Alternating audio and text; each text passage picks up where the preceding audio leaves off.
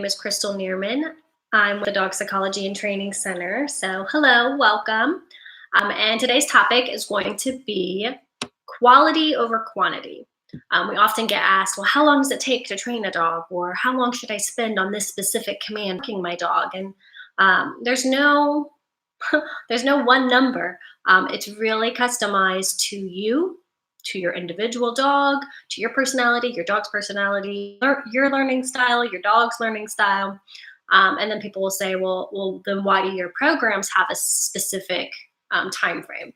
Well, one, we're professionals, so we do this for a living. We've got a lot of experience. We have a lot of experience, different learning styles, different techniques and methods. And so we can quickly and kind of dance with you, if you will, with these dogs to find what clicks the fastest and most efficiently for them for the smoothest ride. So, there are trainers that just have one set way. That's how they train. And it works for most dogs, but there's some dogs that they're really going to have some friction with. Whereas, because we are very open-minded trainers, we learn from all different types of trainers with different techniques and modalities, we can very quickly adjust to accommodate that dog and their specific needs. So our programs do have a set time frame. However, when it comes to extreme cases, so extreme fearful behaviors, extreme anxiety, whether that's crate anxiety, separation anxiety, or just anxiety of life, some dogs just shiver at every sound and movement, or aggression and reactivity. For those programs, we only have one fee, but those programs can go for as long as that dog needs. So generally it's 4 weeks for us, but there's a little plus sign in there, 4+ weeks. So for those dogs that do need more time, we don't have to force it. We don't have to rush it. We just keep working with that dog until we set that foundation up so that it's solid enough for the family to continue. So we do have some flexibility with that quantity, because our goal is quality work. That's our goal. That's why we guarantee our programs. That's why we stand behind them. And that's why we're always here for our families, because the quality is more important than the time it took us to achieve it. But for this specific Facebook Live, this is going to be for all of our families that have worked with us, for all those dog owning families out there that may have not worked with us, that don't need maybe a professional trainer, or maybe even thinking about it. I just want you to know that quality is far more important than quantity. So a lot of dog trainers focus on reps, just lots of reps. It can be good, but that can also hurt you if you're doing it wrong, right? And so you really want to strive for that quality work. So if you are having to repeat yourself a lot, to me, that means there's something that needs to be adjusted in your training. Whether your communication wasn't effective, whether your follow through wasn't effective. I apologize for the background noise if you hear it. I have a child home sick from school today, and little side note, I wish I could be sick like my kids. Like, I don't know about your kids, but Rain's running a fever of 100.3 to 100.8. It hasn't gotten any higher than that. We've just been watching her. But she's playing, yelling, hopping around, dancing. I wish I could be sick like that. Anyway, so you might hear in the background. She's just homesick from school and having a blast. So anyways, quality. So, reps are good if you are getting the results you're looking for, if you are moving in the right direction. If you're not, then stop doing those reps, pause, think, process, and then try again. So reevaluate, take a different route, try a different method, try a different tool, try a different technique, because it's just not either clicking for you or your dog. So that's something to consider. Real quick, let me just reach out to my husband to help with my toddler who's making all kinds of noise in the background. She's banging. Okay. So quality. How do you know if it's not working, and how do you know if it is working? Well, if it is working, you should be seeing steady steps in the right direction, steady progress in your dog's behavior or lack of bad behavior.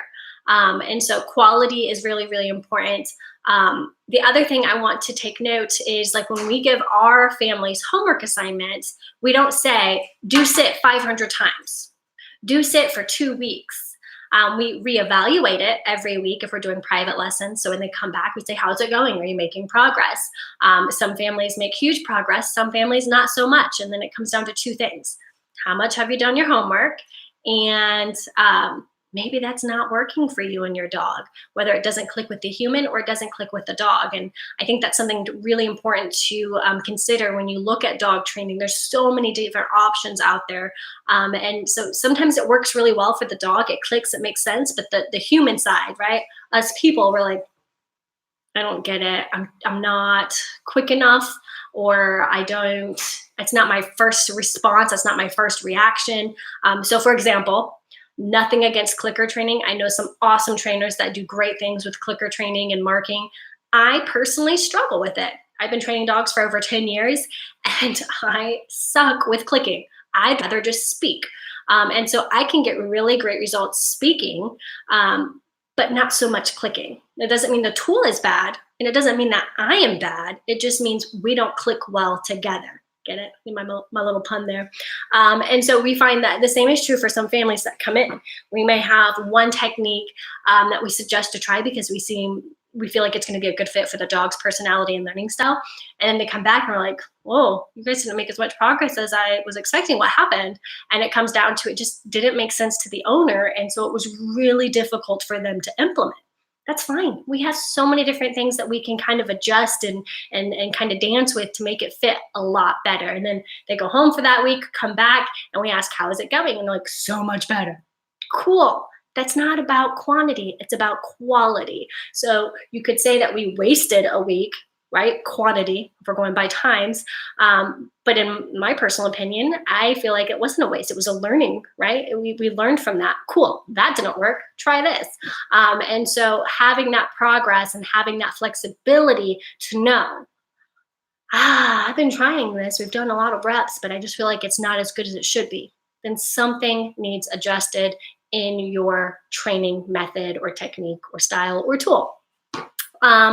So quality, how's it looking? So we talked a little bit about the human side, but then also the dog side. Like there are some people that train their dog with a certain method. Their last dog, let me start over.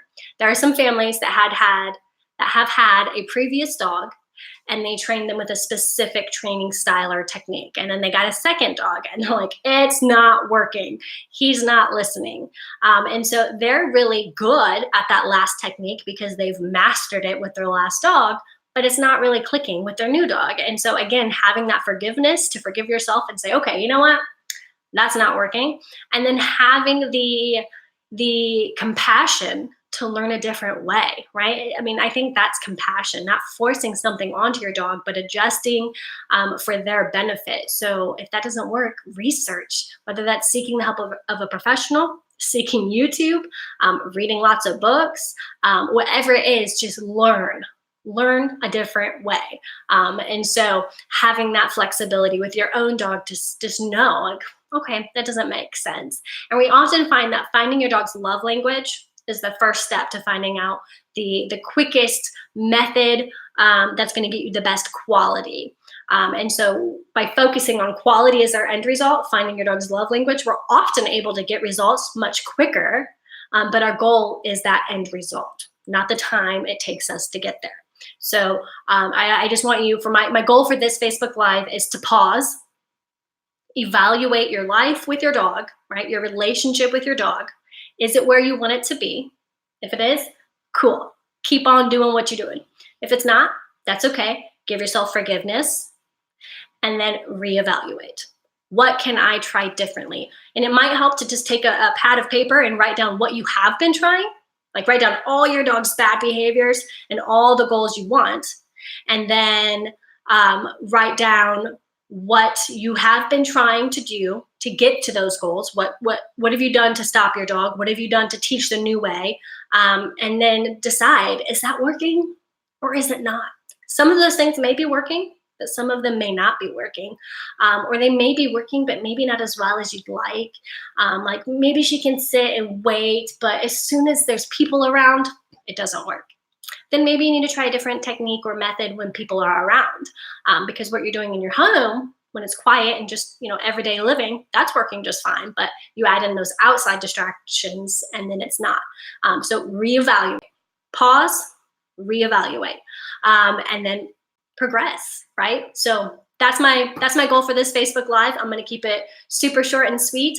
If you have any questions about quality over quantity, or if you are stumped with some of your dog's behaviors and you're like, man, I've been trying to stop this behavior for years, or weeks or days or whatever, but I haven't had any results, what else could I try?